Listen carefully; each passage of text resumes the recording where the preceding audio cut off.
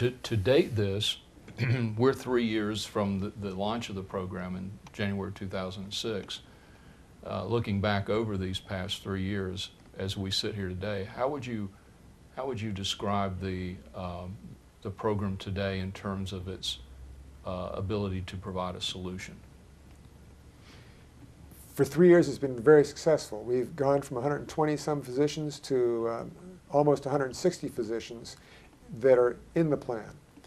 We've lost a couple of physicians who have moved away. We've managed to keep a relatively constant budget for the hospital in call compensation. We have a physician staff that feels like their call effort is being recognized and rewarded. Not everybody's wonderfully happy, but the vast majority are happier than they were.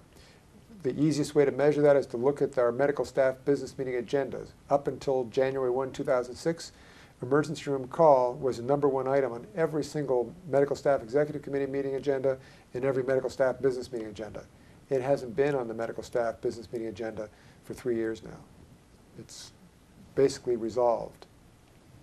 Dr. Oliver, could you describe the culture of the medical staff prior to January of 2006, prior to launching the attending faculty plan or the call pay solution, contrasted with perhaps the culture of the medical staff today, 3 years after the implementation of the program?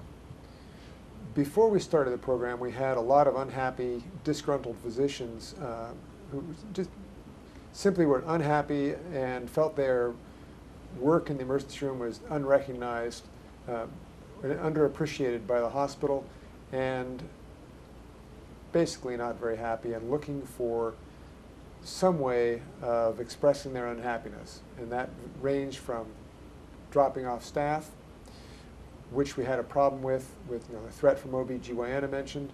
Our psychiatrist stopped taking call, our ophthalmologist stopped taking call, and many of our internists, anyone who could drop off the call schedule, did. So we had a fair number of unhappy physicians, same as many other hospitals. With implementation of the plan, we have not lost anybody else from the call schedule. We've gone from 120 or so physicians in the plan at inception to almost 160 physicians in the plan today. We've lost 2 physicians out of the plan, moving elsewhere. So overall, our ability to maintain our ED call roster has been successful.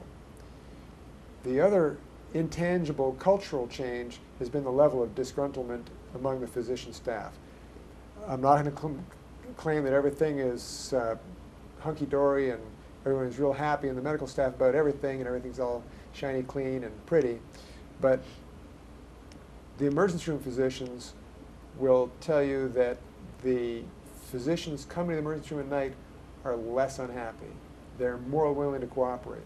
Their phone calls are met with a much more cooperative, friendlier tone than they were before.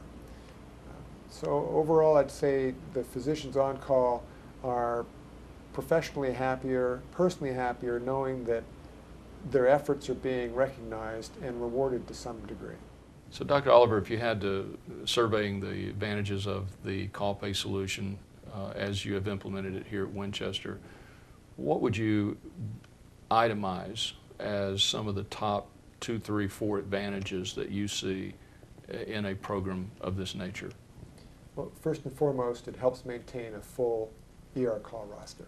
That's good for the hospital, it's good for patients, it's good for physicians. You're in the emergency room, you have a full complement of specialist colleagues to assist you with the care of patients. Second, by using deferred comp program, you can expand compensation to a broader range of specialties that you otherwise couldn't afford to do so, and it provides compensation to a wider range of specialists who otherwise would get no compensation. And third, it provides a form of tax-deferred compensation that private practice physicians otherwise are unable to access. It provides an investment and savings tool that physicians literally can't get into unless they do it through a program like this. Do you think that this plan contributes at all to recruiting physicians to Absolutely. Winchester? It has clearly been an advantage for recruitment. new physicians considering coming to our area are really interested in hearing about the deferred compensation program. And do you think that the compensation program at Winchester has contributed to only 2 physicians really leaving the area in 3 years? I think having call compensation has most probably reduced the attrition rate, both because it's an attractive program to have here.